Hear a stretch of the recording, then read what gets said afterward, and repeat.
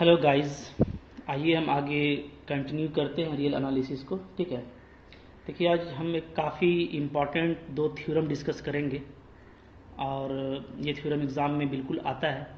तो अगर आप अच्छे से समझेंगे तो आपको एग्ज़ाम में करने में कोई प्रॉब्लम नहीं होगा। ठीक है, और ये रिज़ल्ट भी है जो काफ़ी यूज़ होता है।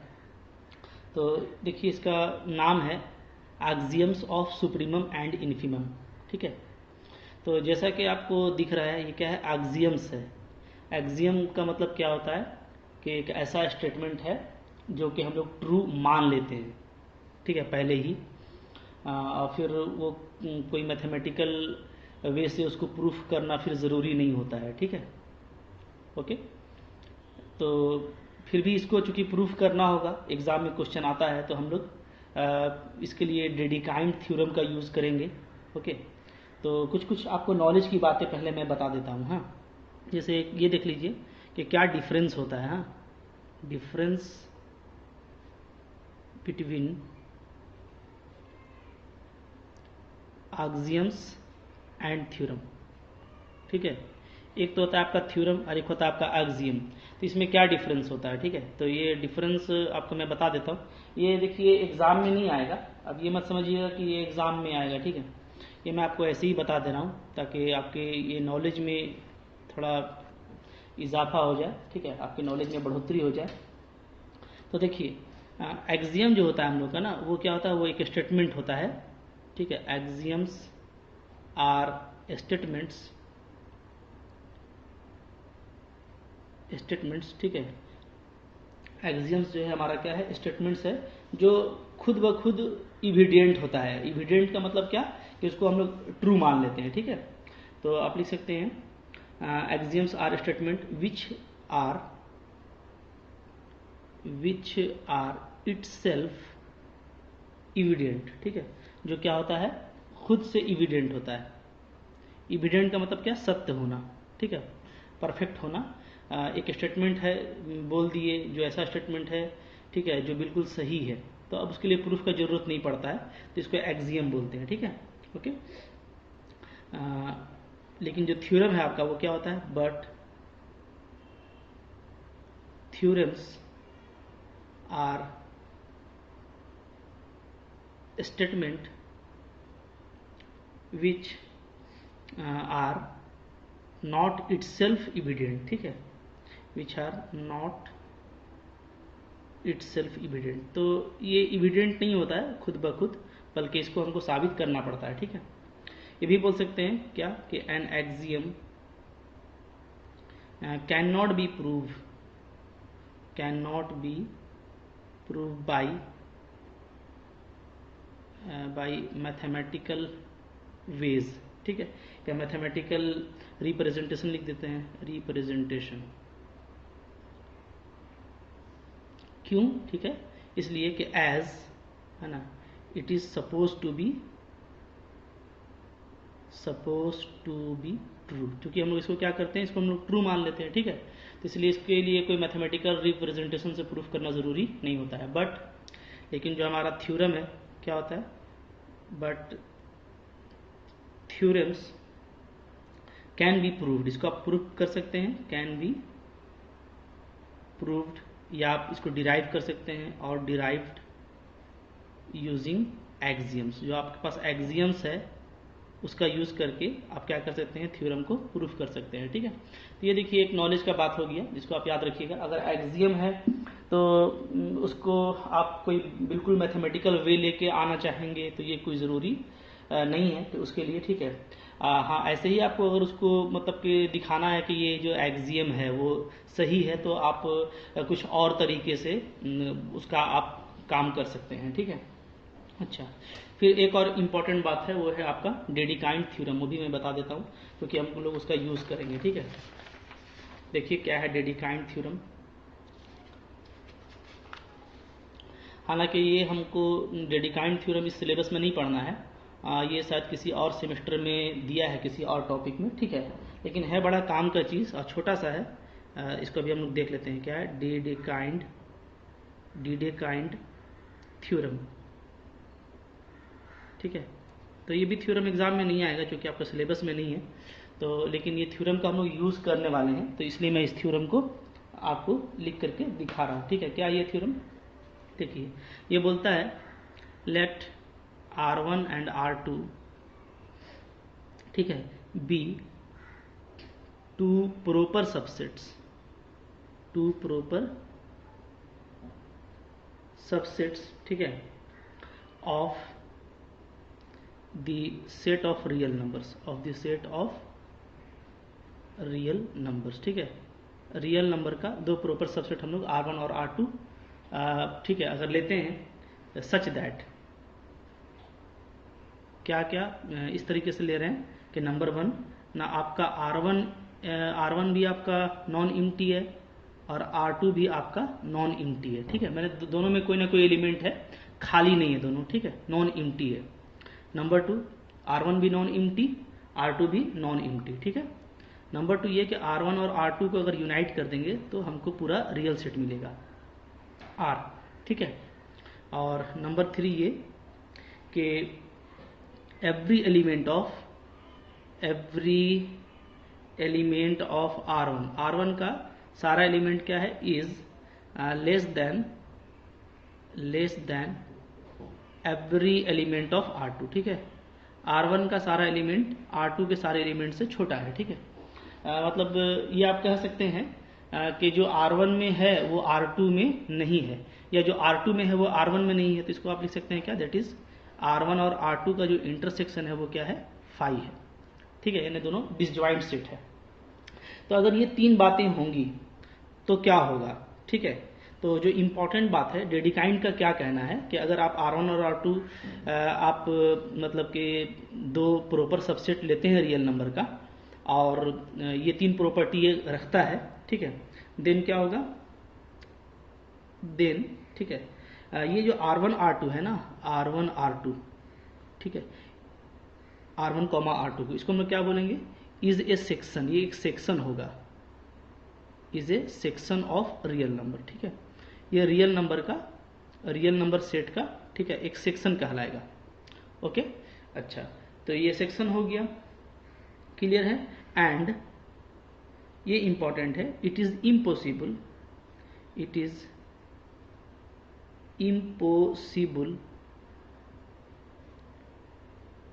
To have a section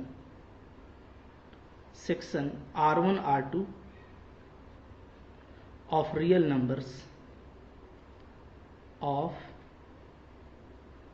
numbers ठीक है, such that R1 has no greatest element। R1 के पास जो है हमारा, ठीक है, कोई ग्रेटेस्ट नंबर नहीं होगा, तो हम लोग क्या लिखेंगे, such that R1 has no greatest number and R2 has no least number. Clear है? ठीक है, ओके। तो यहाँ पे इस चीज़ को आप समझिए कि क्या कह रहा है ना, ये कहता है कि अगर इस तरह का प्रॉपर्टी होल्ड करता है तो R1 और R2 जो है ये एक सेक्शन बनाएगा। ठीक है, R1 R2 क्या करेगा, एक सेक्शन बनाएगा रियल नंबर सेट का, और ये सेक्शन कैसा होगा कि इसमें ये बात इम्पॉसिबल होगा कि जो R1 R2 का सेक्शन है, ठीक है, वो ऐसा हो कि R1 के पास कोई ग्रेटेस्ट नंबर ना हो या R2 के पास कोई लीस्ट नंबर ना हो। ठीक है, ओके। मतलब कि क्या बोल रहा है, इसका मतलब क्या है, थोड़ा सा मैं इसको और कंक्रीट लिखता हूँ। ठीक है, दैट इज ये बोल ये रहा है कि there exist a greatest number,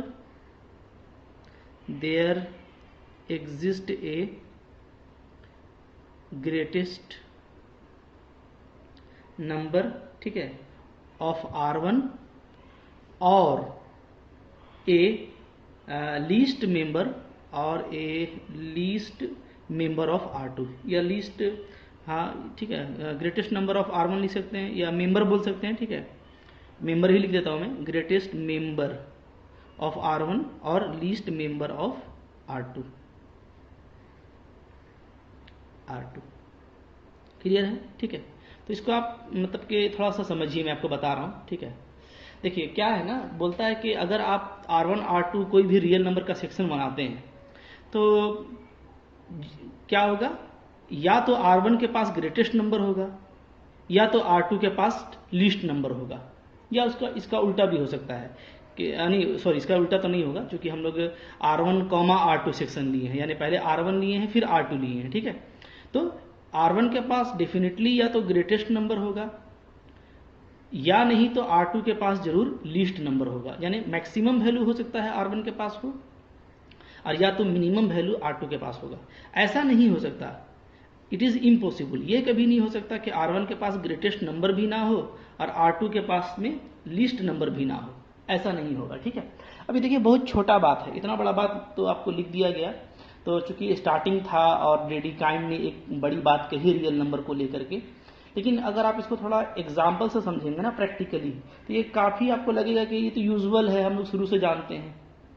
तो असल में सच्चाई देखिए यही है कि पहले प्योर मैथमेटिक्स क्या है, वो सारा डिस्कशन है और वो सारा हिस्ट्री है मैथ का, जिससे मैथ क्या हुआ, डिस्कवर हुआ, ठीक है।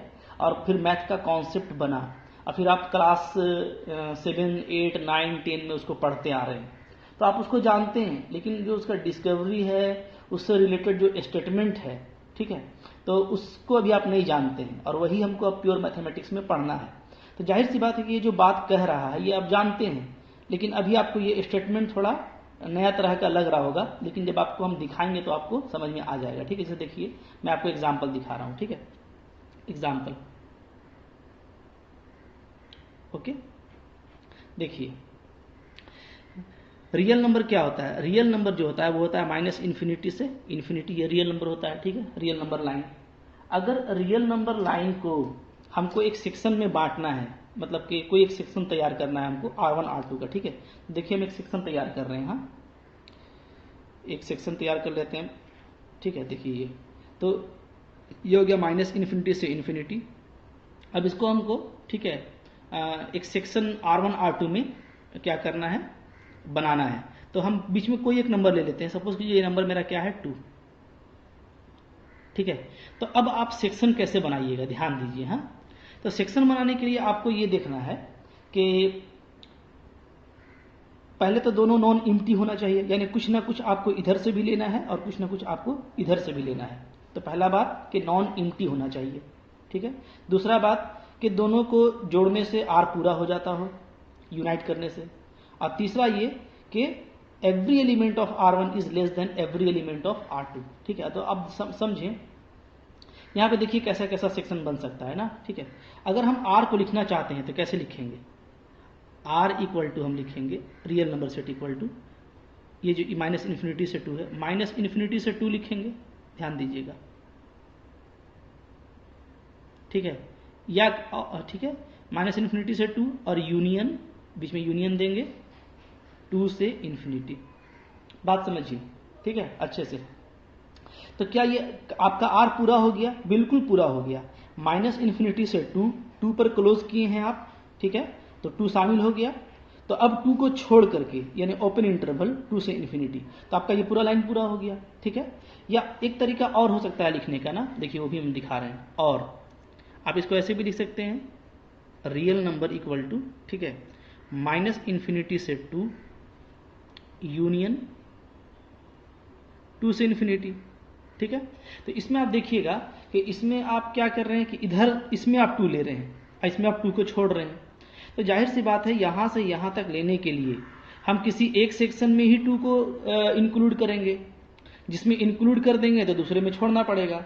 इसलिए कि अगर दोनों में ले लीजिएगा तो दोनों में आपका 2 कॉमन हो जाएगा, जबकि क्या कह रहा है कि आपका कोई कॉमन एलिमेंट नहीं होना चाहिए, डिसजॉइंट होना चाहिए, ठीक है। इंटरसेक्शन क्या होना चाहिए, 5।